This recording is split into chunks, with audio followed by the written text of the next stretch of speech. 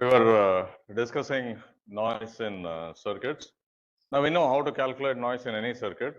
It's just regular transfer function analysis, but you just have to keep track of spectral densities of the noise sources and multiply them by the squared magnitude of the transfer function to get the output spectral density. Okay.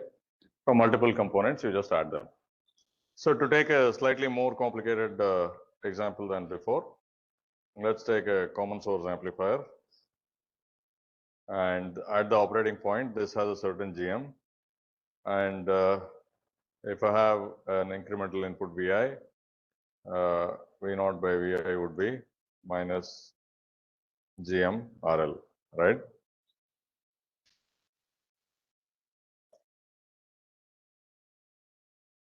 Now,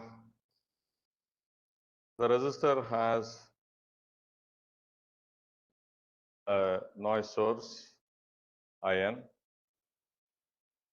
and the MOS transistor has its own, if I call this M1, IN M1.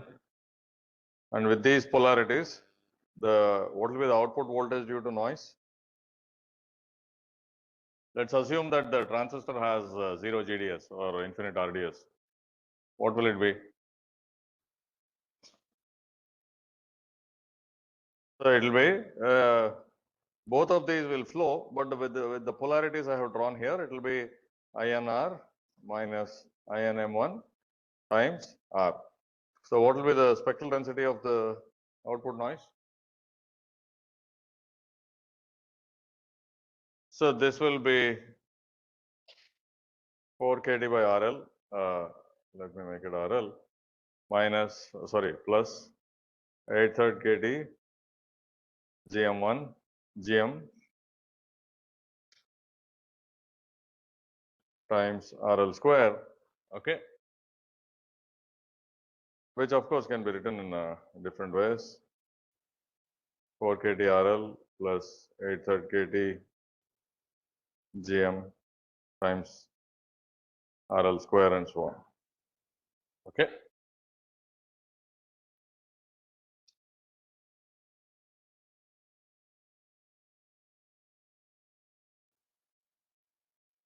I'll take 4 kT RL out and then write it like that. Now, this is the component from the resistor, and this is the part from the MOS transistor, right? So which of them contributes more noise, the MOS transistor or the resistor? Why? Why is that? So it's an amplifier after all, so you expect GMRL to be more than 1. So you expect more noise from the transistor. And this is typically the case if you have a chain of amplifiers. The parts that are closer to the input will contribute more noise. I mean, you can always violate these rules by making the later components more noisy. But in general, if you have a chain of amplifiers, what happens is that the initial components, their noise contributions are significant. This is why at the input of many circuits, you have what is called a low noise amplifier, because noise is very crucial at the input. After you make the signal bigger by amplification, maybe you will be able to tolerate more noise. Okay. But whenever you have to process small signals, you also have to make sure that you add as little noise as possible. So that's why you have low noise amplifiers at the input of any circuit, very commonly radios, right? So this is the output noise spectral density, and if this is all there is, then we cannot really say what the variance is because it's white and it becomes infinity. Okay. So now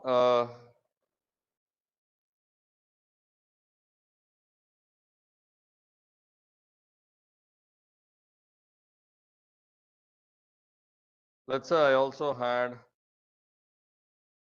a load capacitance CL. What would be the output noise spectral density in this case? What would it be? So instead of RL, you should have you will have RL parallel the impedance offered by CL. Okay. So the spectral density of these noise currents must be multiplied by the magnitude of the impedance square. Okay. So you need to take 4 kT by RL plus 8/3 kT GM times basically you have the parallel combination of RL square and with S substituted by J2 pi f. What will you get in that case? You will get RL square by 1 plus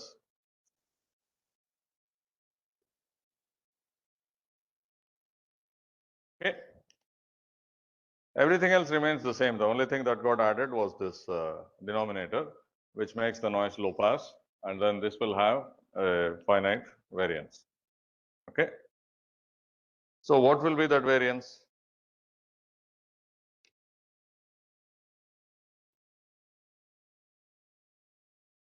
Actually, this part, the integral of this times whatever is outside, we already know. What is that? Kd by C. That's what we calculated, right? You had only the resistor across the capacitor. The integrated noise was Kd by C. Now you can see this is of the same form, only the scaling factor has to be changed, isn't it? So what is the answer? Kt by C 1 plus. This is not a function of frequency, right? So this will just be some multiple times that one, that's all. So it's the same thing. So you can see that this first part is what is contributed by the resistor. The second part is what is contributed by the MOS transistor. And assuming GMRL more than 1, which is of course the case for an amplifier, you will have more noise from the transistor. Okay. So just another example, not very difficult. Okay. Any questions? Now, of course, let's say you design a circuit, it has lots of components, and you give it to somebody else to use. They won't be interested in the internal transistor details, right? They just want the input-output specifications. Just like, I mean, if you're using an op-amp, you won't be looking at the transistor level, right? You only look at what is required, the relationship between the external inputs and the output. So similarly for noise, people don't want to sit and calculate all of these things every time whenever they're using it on some system, right? So that's why we have just like there are many other quantities like that, right? So if I gave you a circuit in a black box with the input and output, what are all the things that you would like to know about it so that you can use it somewhere? Maybe let's say it's an amplifier, you would like to know the gain, maybe the bandwidth, input impedance, output impedance, and so on. So similarly here for circuits,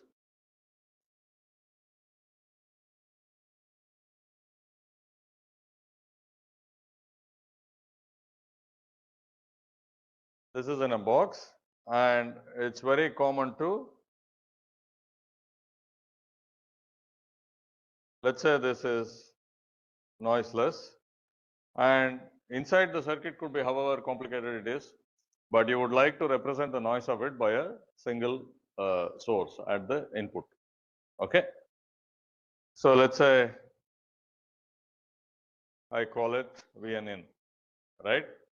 So for this particular circuit, what should be VNN? That is, you have a noiseless version of this circuit and I have VNN. When I say what is VNN, you should tell me what the spectral density of VNN is, right? So what should be the spectral density of VNN such that the output noise spectral density here is the same as that of the noisy circuit. Okay. What is it? What would it be? Output spectral density divided by the gain square. Okay. So you calculate you do the noise analysis, you will get some output noise. Okay.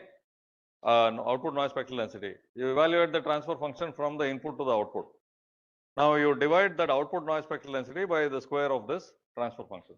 Okay. So then that says that if you put only that noise source at the input, you will get the same output spectral density. Okay. So in general, that's the case. So you have all sorts of components, and we get some output noise spectral density. And you also have some transfer function from there to there. So now we can say, I will explain some fine points later.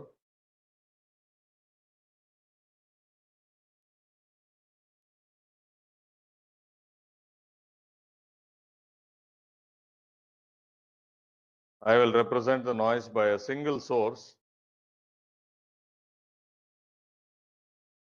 Vn, whose spectral density is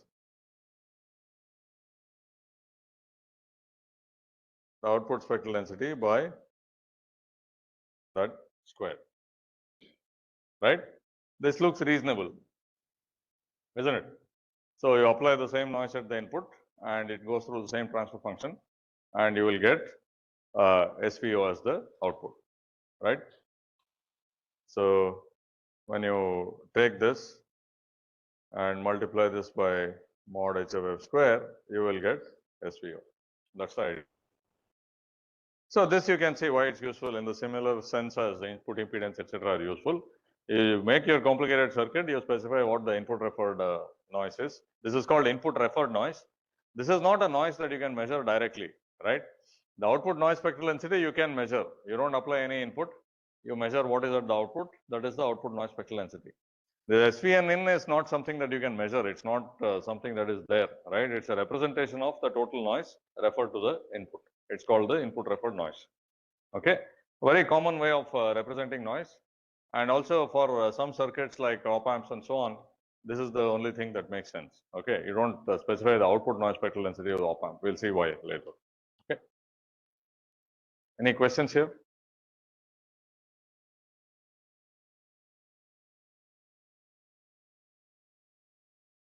So what is the input referred noise spectral density of this circuit? What will it be?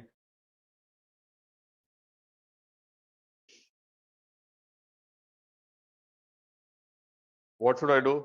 How should I get that?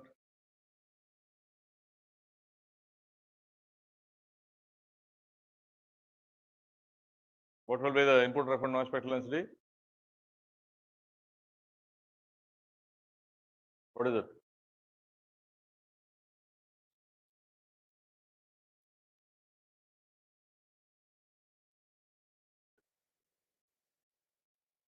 Really? Where is that? That is near at the output, right? Why did that become the input referred noise spectral density? Yeah, what is HFF?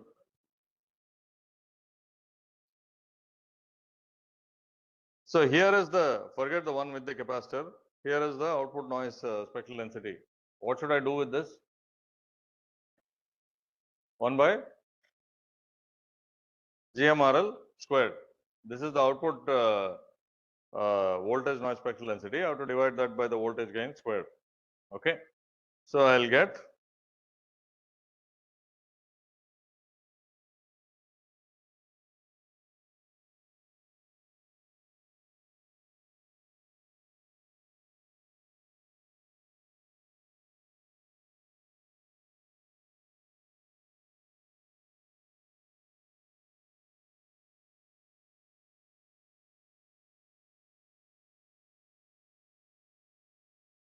okay. I'll put this first.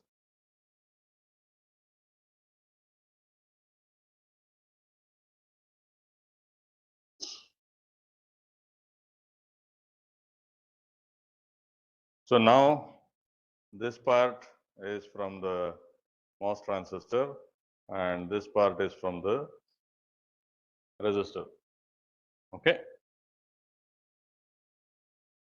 And you can see again, obviously the MOS transistor's contribution is larger. Is this okay?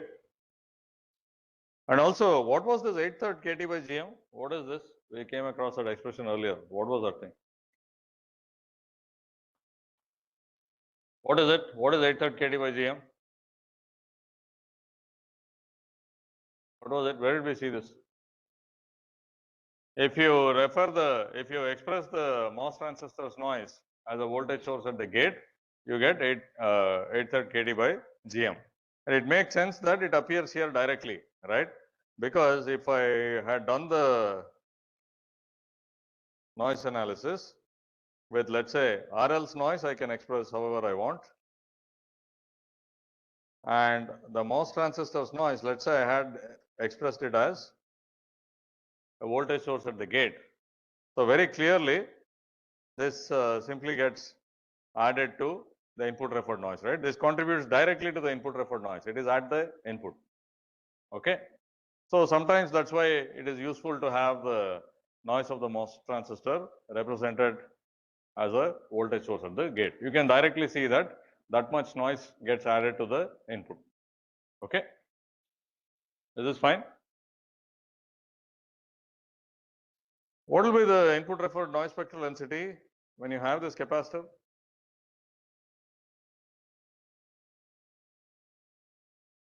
What will it be?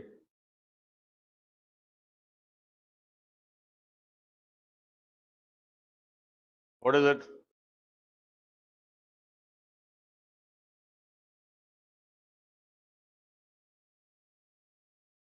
What is it?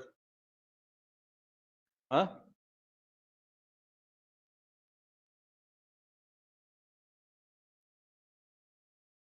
What is it?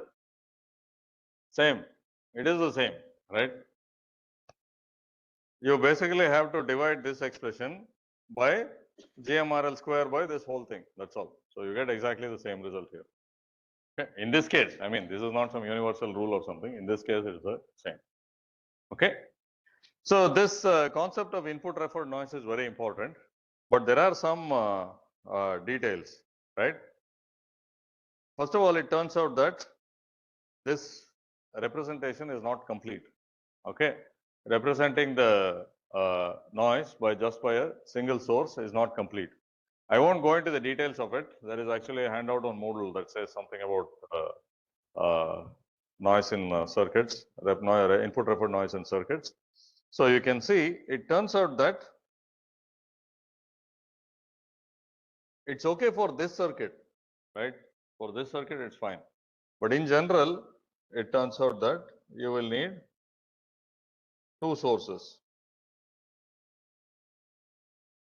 An input referred noise voltage source and an input referred noise current source. The reason you need this, I will show in a moment. Okay.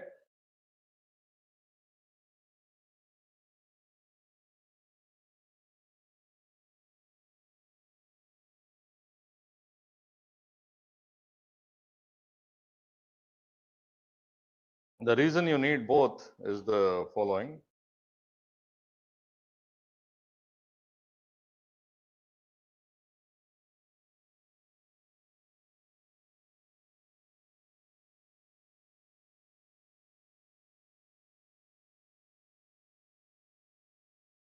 So let's say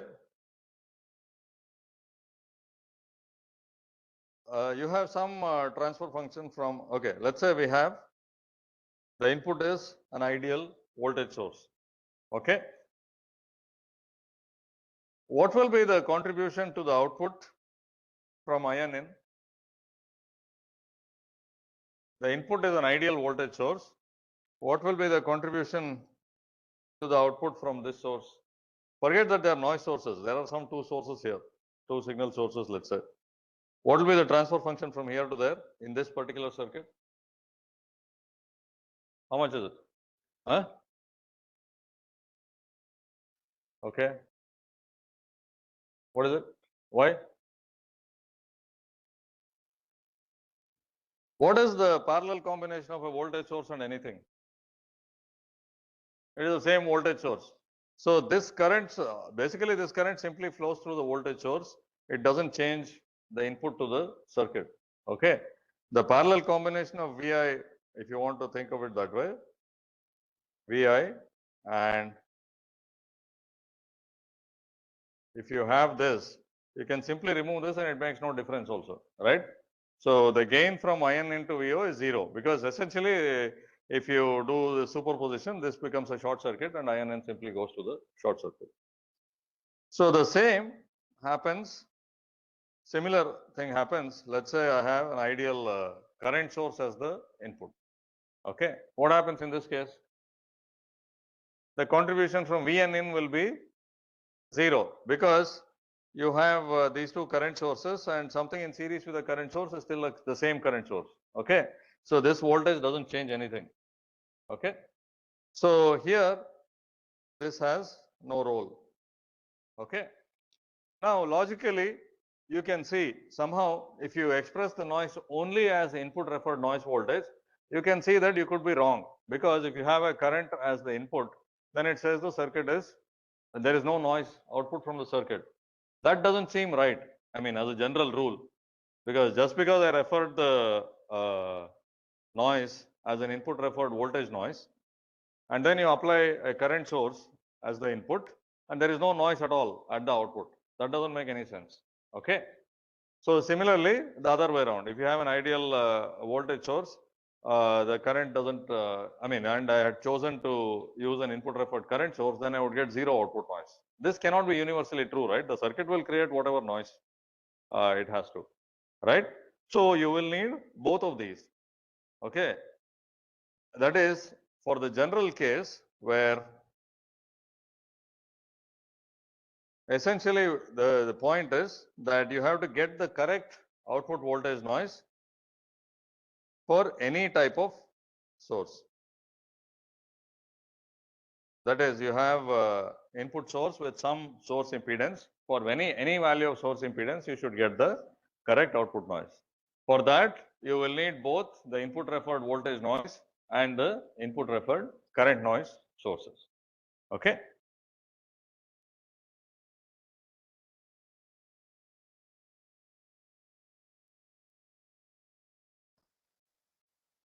Although I have not said how these two come about, at least I should have convinced you that one of them is not sufficient.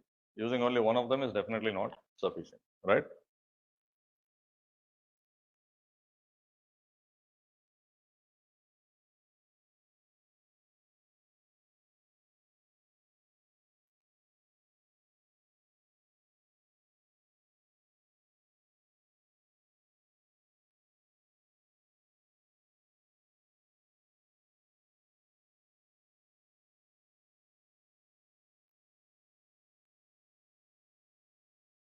So if you have to get the correct output noise under all conditions, you will need both input referred sources.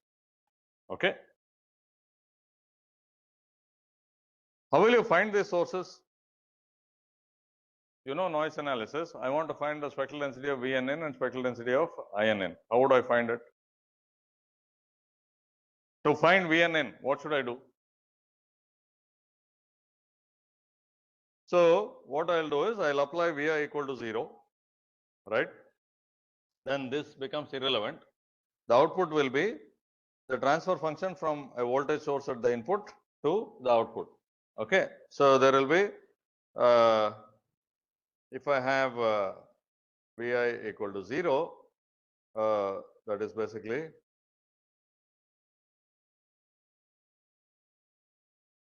short circuit input, SVO will be SVNN times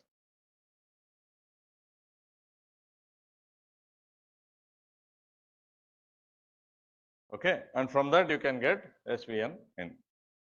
Similarly, how would you get the spectral density of INN?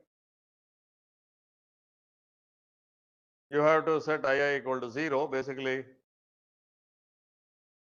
with an open circuit input, INN is the only contributor, so SVO will be SINN times V0 by II square, right? So from these you can get the spectral densities of the input referred noise voltage and input referred noise current. Okay. Now it turns out actually, even with that, I would not use this, right? In most cases, we'll in fact in this course we will not be using two sources, right? We'll always somehow get to using only one of the sources. It's actually quite complicated. You can calculate these two spectral densities easily, but what is the complication? The thing is, the noise is generated by components within the circuit, right? So when you short circuit the input, you will get some weighted summation of the noise sources in the circuit. When you open circuit the input, you will get some other weighted summation of the same noise sources. Okay. So this consists of noise components of whatever is inside the circuit, and this consists of some other combination of the same noise components. So although the noise from different components are uncorrelated from each other, this VNN and INN are not uncorrelated. They will be correlated. Okay. So because if you take, let's say you have two random processes, you take half of this and half of that, that is one quantity, and you take, let's say, 1/4 of this and 3/4 of that, that is another quantity. Those two will be correlated, right? Even if these two are not correlated. Okay. So it's very messy to keep. So it's not enough to specify only the noise spectral densities. You have to specify something like the correlation in the frequency domain. That's called the cross spectral density. So we won't get into that at all. Okay. So we'll use only one of them. Now, which one to use? If you arrange your circuit, so the problem is, the whole problem appears only if you have a situation like this, right? Where this RS is significant. Okay. Now, of course, there can be cases where only one of these is significant, in which case you use only the one that's significant and ignore the others. Also, if I somehow push this RS into the circuit, for which I am calculating the input referred noise, that is, I always calculate the input referred noise with an ideal voltage source or an ideal current source, then only one source is sufficient. So that is basically what we'll do. We'll somehow arrange our circuit so that if at all there is some impedance, we'll push that into the circuit and calculate the noise here. Now, for most of the sort of medium frequency circuits, this is possible and reasonable. Typically, at very high frequency circuits, both can become significant.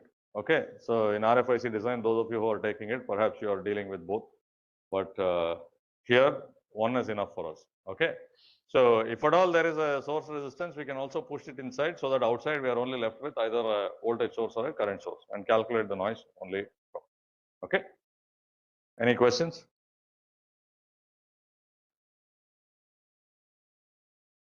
No, it won't. Yeah.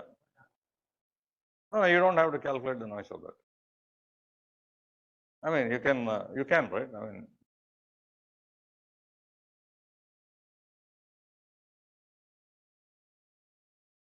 expression for VNN and INN will not contain RS. Actually, this representation, that VNN and INN are dependent only on the components inside. Okay, so it will be independent of RS. You can go through that handout and see. Okay.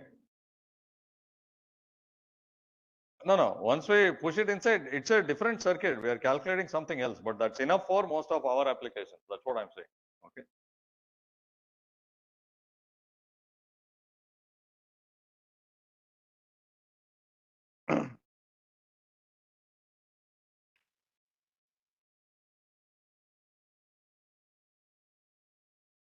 In a lot of cases, only one of these dominates, but not universally.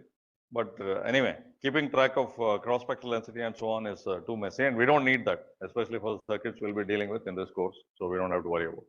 Okay. So we'll only work with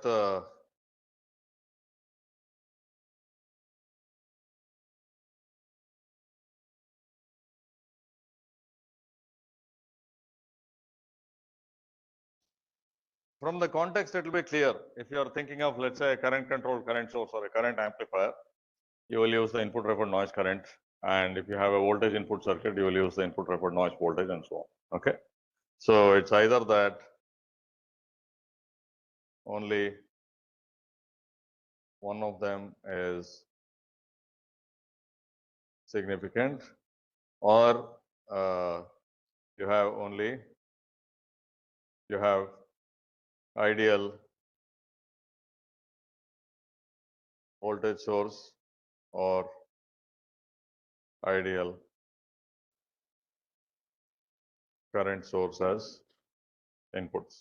Okay. This input referred noise is a very useful concept. Basically, you have the input referred noise spectral density. Now you have to be a little careful. This is not real noise. You shouldn't integrate this from 0 to infinity and expect something, because this input referred noise spectral density, depending on the transfer function, if the transfer function is low pass, when you divide by it, this will increase with high frequencies, right? The integral can diverge. It won't mean anything. But if the input referred noise spectral density is flat and you calculate the input referred noise variance in some bandwidth that you already know, that is the bandwidth of the circuit, then you can also express the input referred mean squared noise or RMS noise. That is useful. The reason it is useful is, typically you know how much the input signal is, you can directly compare it with the input referred noise. If you know that the input signal is 1 volt RMS and the input referred noise is 1 millivolt RMS, you know that the signal to noise ratio will come out to be 60 dB, 1000, right? Right, yeah. You'll need to know something about the circuit, the relevant bandwidth of the circuit. Any questions about this input referred noise?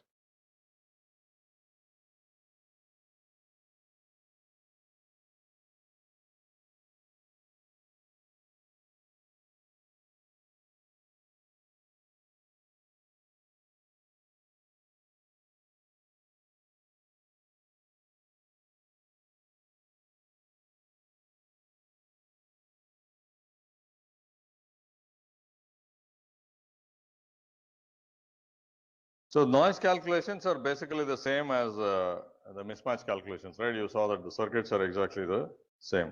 Okay. Yeah. Yeah.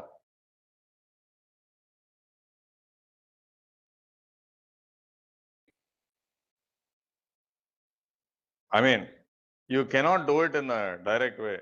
One thing you can do is you can calculate the output noise variance and divide it by the DC gain. Okay. So that gives you something like the noise variance, but it doesn't tell you exactly how it is distributed across frequency. Okay. So input referred noise spectral density makes sense. Input referred integrated noise, you have to be a little careful in using that. Okay.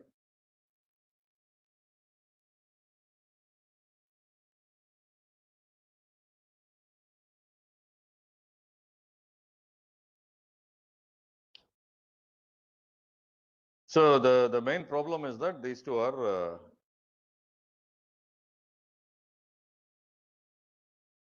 write it here.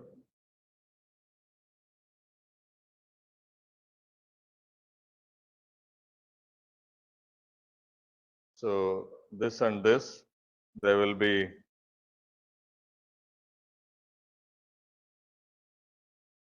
correlated, and you need the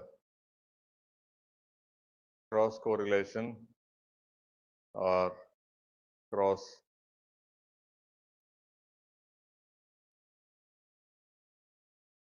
spectral density. Okay. No, it's not the same as input impedance. It's not the input impedance could be a resistor, but this is not the noise due to that resistor. Okay. I'll come to that in a moment. The input impedance could be a result of some control sources and other things. This is different. This is just the input referred noise. Okay.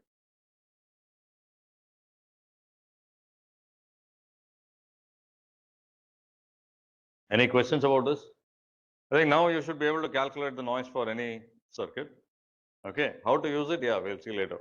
But you now understand how to calculate the output noise for any circuit and also the input referred noise if required.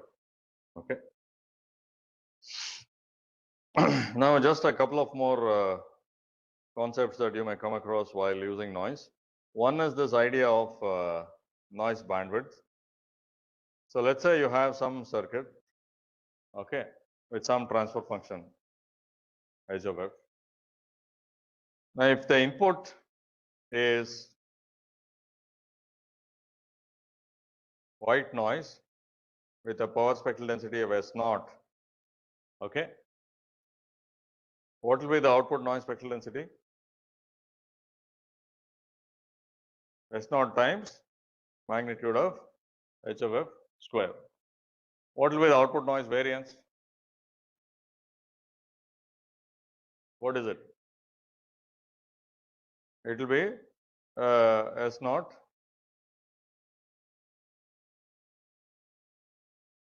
that much. Okay. Now let's say that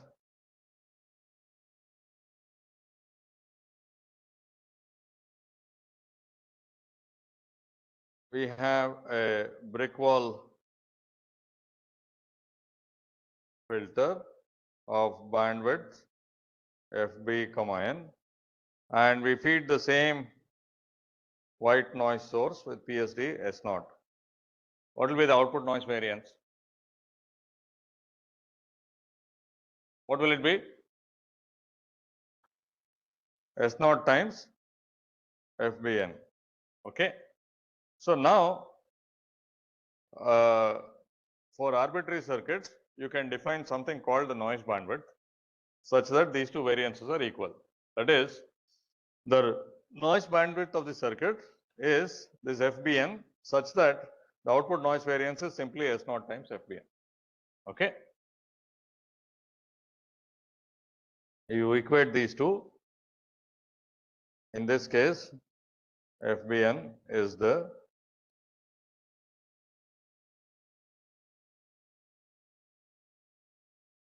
we won't use it too often, but this is something that you may see in the literature on.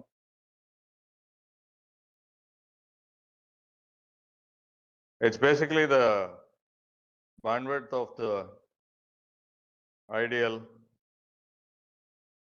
brick wall filter that results in the same integrated noise. Okay. This is fine.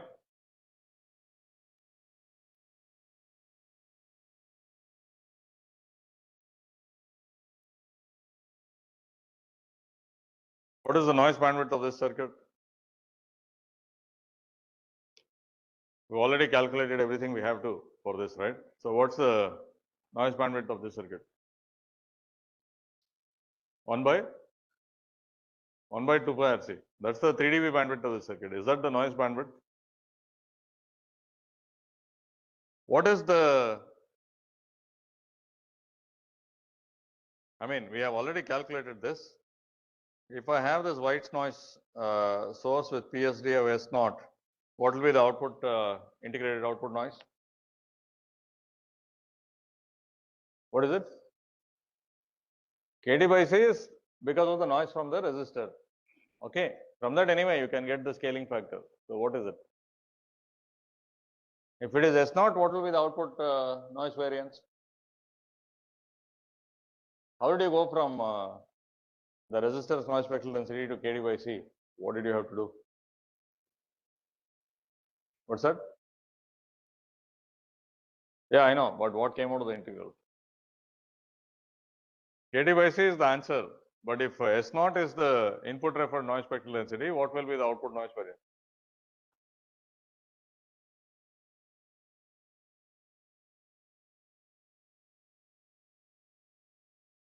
What is it? 1 plus 4 pi, no. How did you go from 4 KTR to KT by C? What do you have to do? Right, 1 by 4 RC, right?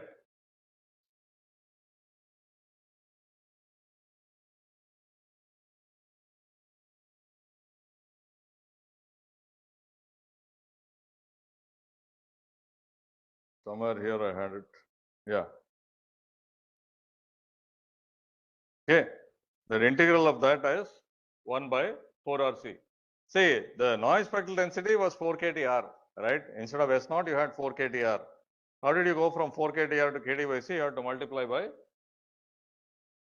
4 RC. Okay. So,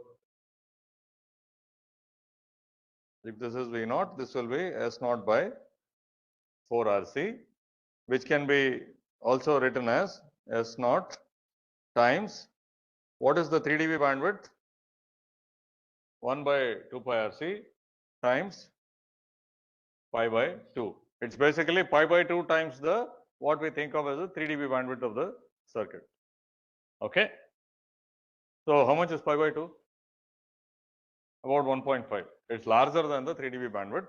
So basically what happens is the actual transfer function magnitude square is like that, right? This is mod h of f square, and this is the 3 dB bandwidth, 1 by 2 pi RC. The actual noise bandwidth, if you had a brick wall filter, it will be like that.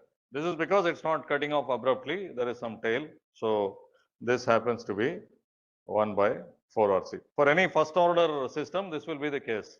Okay, it will be pi by 2. First order low pass filter, the noise bandwidth will be pi by 2 times the 3 dB bandwidth. Anyway, this is something just to keep in mind, that just to give you an idea. So, and also, of course, if you are in a pinch and you have to calculate the integrated noise, so if you know the input referred noise spectral density and if you know the bandwidth roughly, you can simply multiply the two and then get it, right? Of course, you should be aware that the noise can be slightly different from that because of the details of how the transfer function goes to 0.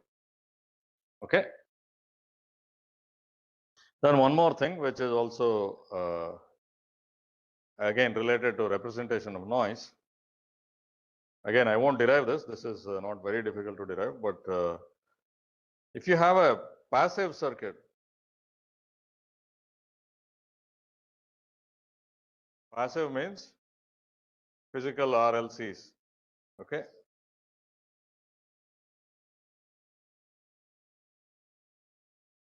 Of course, it's only the resistors that create noise.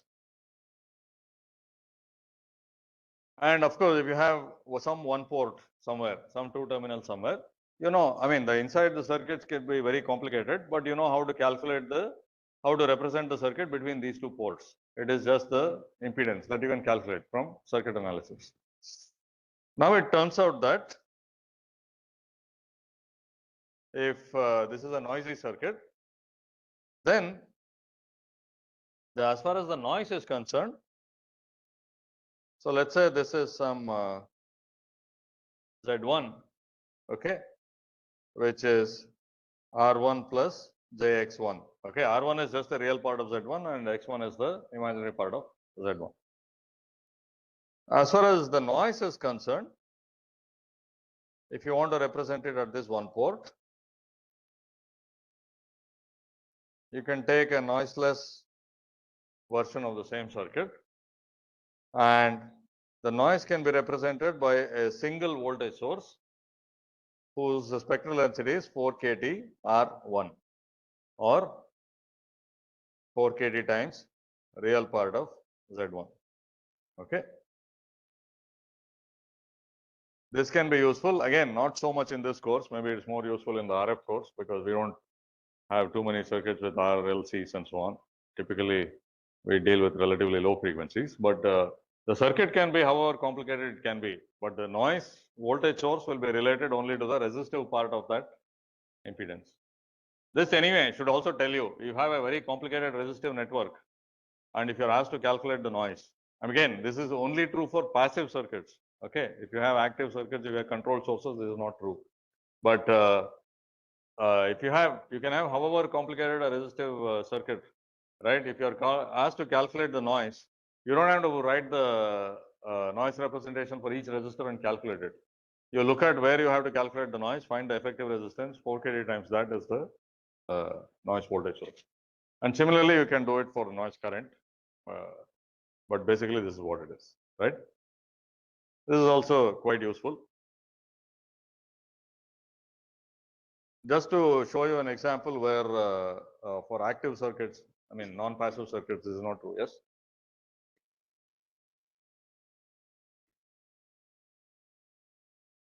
No, this is, you take any one port, any two terminals, this will be true, okay? But if you want to represent transfer functions and things like that, no, this is only for those two terminals.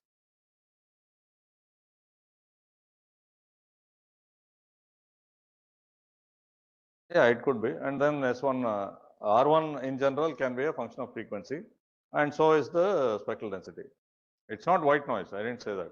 Yeah, it's if R1 will be a function of frequency, the noise also will be a function of frequency.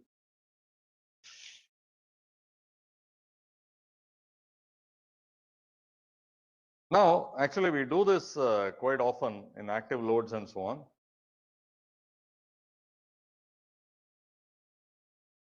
So now we use a MOS transistor as an active load, right? This you are familiar with.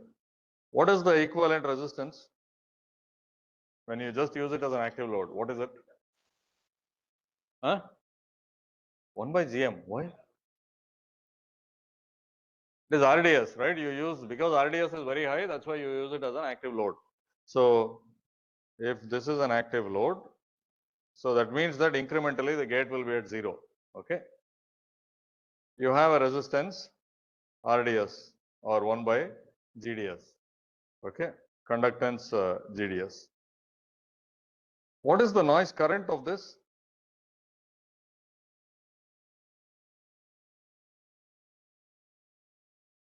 What will be the noise current? I mean, you use this active load, it gives you a resistance RDS. What is the noise current it gives you? 4 kT RDS. What have we been doing so far? 8 by 3, it's 8/3 kT GM.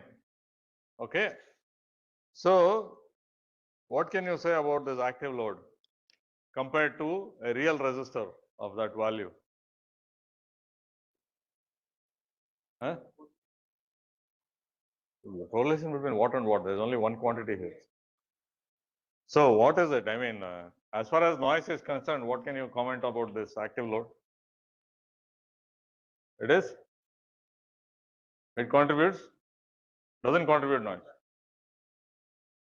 Is it more noisy, less noisy, as noisy? As a real resistor of, you could use a real resistor of value RDS, right?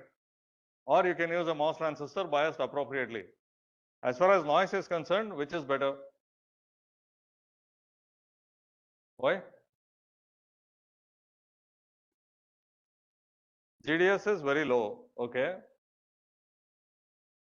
If you had a real resistor with conductance GDS, how much noise would you get? What would be the noise current? 4 kT times GDS. Okay. Now what are you getting? 8/3 kT times GM. Forget the 4 versus 8/3. So which is more noisy?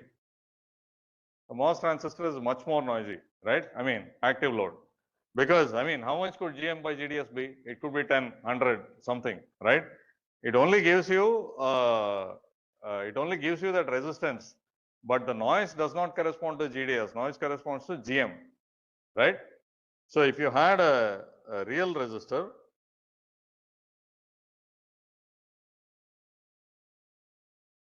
physical resistor of value RDS or conductance GDS, its noise current would be 4 kT GDS.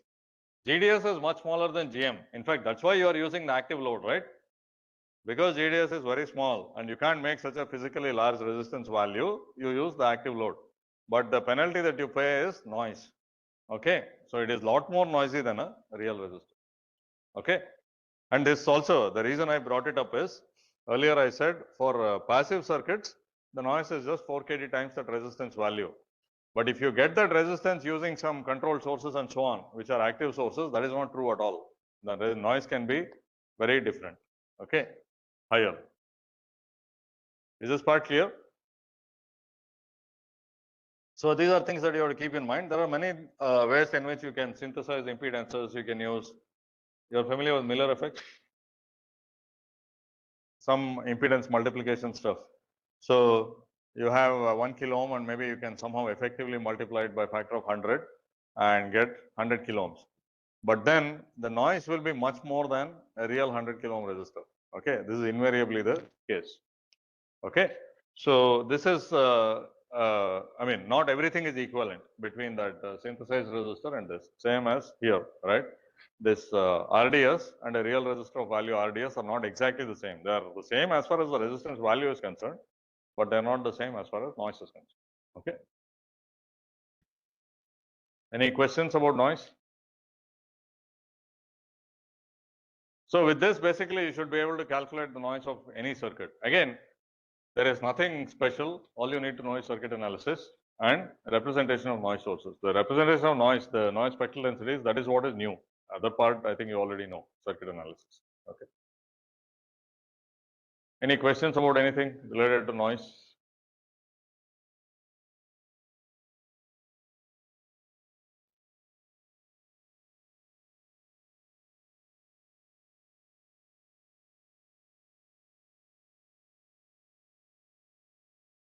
Okay then, see you all.